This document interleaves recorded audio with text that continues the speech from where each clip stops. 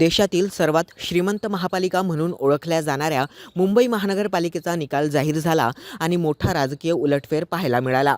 तब्बल 25 वर्षांपासून ठाकरे गटाच्या प्रभावाखाली असलेल्या मुंबईत आता भाजप युतीनं सत्ता उलथवून लावली आहे।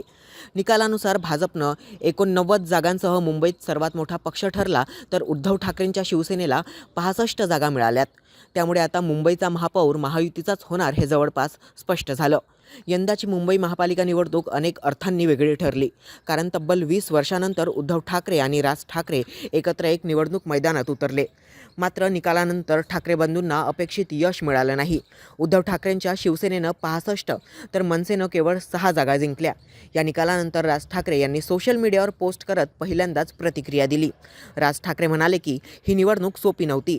अचाट धनशक्ती आणि सत्तेची शक्ती विरुद्ध शिवशक्ती अशी लढाई होती, पण तरीही कार्यकर्त्यांनी उत्तम झुंज दिली आणि त्यांचं कौतुक करावं तेवढं कमी आहे।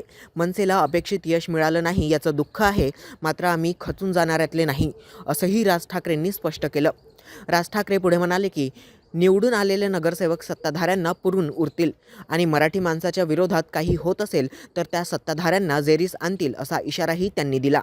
राज ठाकरे यांनी आपल्या पोस्टमध्ये मराठी अस्मितेवर ठाम भूमिका घेत म्हणाले की आपली लढाई ही मराठी माणसाची, मराठी भाषेची, मराठी अस्मितेची आणि समृद्ध महाराष्ट्राची आहे।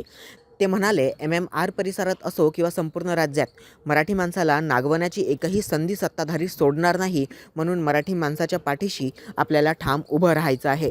शेवटी राज ठाकरे म्हणाले, निवडणुका येतील जातील, पण आपला श्वास हा मराठी आहे हे विसरायचं नाही। लवकरच भेटूया, पुन्हा कामाला लागूया आणि नव्याने पक्ष व संघटना उभारूया।